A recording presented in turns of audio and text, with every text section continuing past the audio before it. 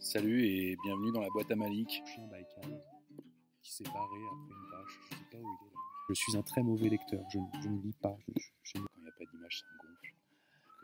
Le but, c'est de lire des lectures qui soient courtes, intenses et qui invitent à la réflexion. Le prophète de Khalil Gibran. Le Petit Prince. Ces gens que j'aime, que je vois pas forcément tous les jours, et j'aimerais partager avec eux des petits moments de douceur. Asseyez-vous confortablement avec quelqu'un que vous aimez ou juste vous-même. Je vous souhaite de vous aimer. D'ici là, je vous souhaite une belle écoute.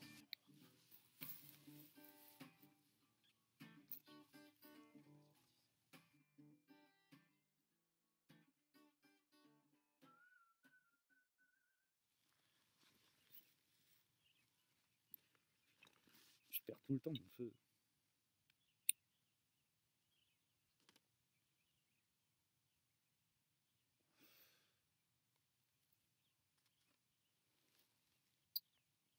Chapitre 5. Chaque jour, j'apprenais quelque chose sur la planète, sur le départ, sur le voyage. Ça venait tout doucement, au hasard des réflexions. C'est ainsi que le 3e jour, je connus le drame des baobabs. Cette fois-ci encore, ce fut grâce au mouton, car brusquement le petit prince m'interrogea, comme pris d'un doute grave. C'est bien vrai, n'est-ce pas, que les moutons mangent les arbustes? Oui, c'est vrai. Ah, je suis content. Je ne compris pas pourquoi il était si important que les moutons mangeassent les arbustes. Mais le petit prince ajouta.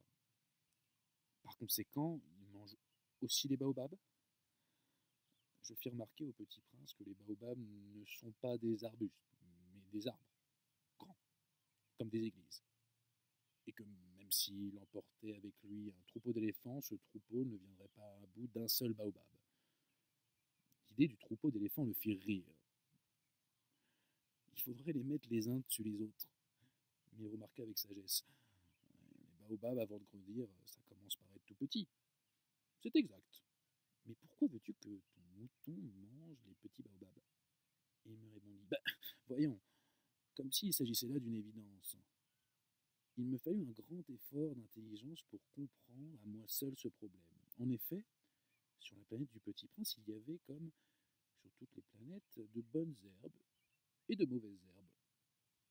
Par conséquent, de bonnes graines, de bonnes herbes, et de mauvaises graines, de mauvaises herbes. Et si les graines sont invisibles, elles dorment dans le secret de la terre jusqu'à ce qu'il prenne fantaisie à l'une d'elles de se réveiller. Alors, elles s'étirent et poussent d'abord timidement vers le soleil une ravissante petite brindille inoffensive. S'il s'agit d'une brindille de radis ou de rosier, on peut la laisser pousser comme elle veut. Mais s'il s'agit d'une mauvaise plante, il faut arracher la plante aussitôt, dès qu'on a su la reconnaître. Or, il y avait des graines terribles sur la planète du Petit Prince. C'étaient les graines de baobab. Le sol de la planète en était infesté. Or, un baobab, si on s'y prend trop tard, on ne peut plus jamais s'en débarrasser. Il encombre toute la planète, et il la perd fort de racines. Et si la planète est trop petite, et si les baobabs sont trop nombreux, ils la font éclater. C'est une question de discipline, me disait plus tard le petit prince. Quand on a terminé sa toilette du matin, il faut faire soigneusement la toilette de la terre. Il faut s'astreindre régulièrement à arracher les baobabs dès qu'on les distingue avec les rosiers auxquels ils ressemblent beaucoup quand ils sont très jeunes. C'est un travail très ennuyeux, mais très facile.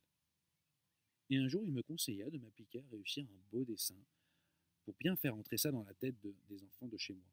S'ils voyagent un jour, me disait-il, ça pourra leur servir. Il est quelquefois sans inconvénient de remettre à plus tard son travail. Mais s'il s'agit des baobabs, c'est toujours une catastrophe. J'ai connu une planète habitée par un paresseux. Il avait négligé 3 arbustes. Et sur les indications du petit prince, j'ai dessiné ces planètes-là. Je n'aime guère prendre le ton d'un moraliste, mais le danger des baobabs est si peu connu, et les risques courus par celui qui s'égarerait dans une astéroïde sont si considérables que pour une fois, je fais exception à ma réserve. Je dis, enfants, faites attention aux baobabs. C'est pour avertir mes amis d'un danger qu'ils frôlaient depuis longtemps comme moi-même, sans le connaître, que j'ai tant travaillé sur ce dessin-là. La leçon que je donnais en valait la peine. Vous demanderez peut-être pourquoi n'y a-t-il pas dans ce livre d'autres dessins aussi grandioses que le dessin des baobabs? La réponse est bien simple. J'ai essayé, mais je n'ai pas pu réussir. Quand j'ai dessiné les baobabs, j'ai été animé par le sentiment de l'urgence.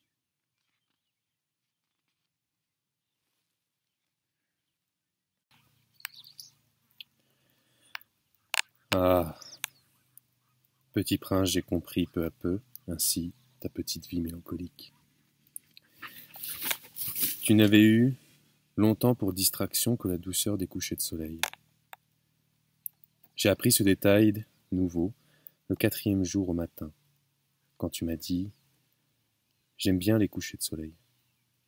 Allons voir un coucher de soleil. » Mais il faut attendre. Attendre quoi? Attendre que le soleil se couche. Tu as eu l'air très surpris d'abord, et puis tu as ri de toi-même. Tu m'as dit « Je me crois toujours chez moi. » En effet, quand il est midi aux États-Unis, le soleil, tout le monde le sait, se couche sur la France. Il suffirait de pouvoir aller en France en 1 minute pour assister au coucher de soleil. Malheureusement, la France est bien trop éloignée. Mais sur ta si petite planète, il te suffisait de tirer ta chaise de quelques pas, et tu regardais le crépuscule chaque fois que tu le désirais. Un jour, j'ai vu le soleil se coucher 44 fois. Et un peu plus tard, tu ajoutais, tu sais, quand on est tellement triste, on aime les couchers de soleil. Le jour des 44 fois, tu étais donc tellement triste. Mais le petit prince ne répondit pas. Voilà les amis, le soleil s'apprête à se coucher et moi je vais rentrer chez moi. Je vous souhaite une très belle soirée, une très belle journée demain. Reste toute case, reste près de ceux que tu aimes. Et nous on se revoit demain pour un nouveau chapitre d'un livre dans la boîte à Malik. À très bientôt.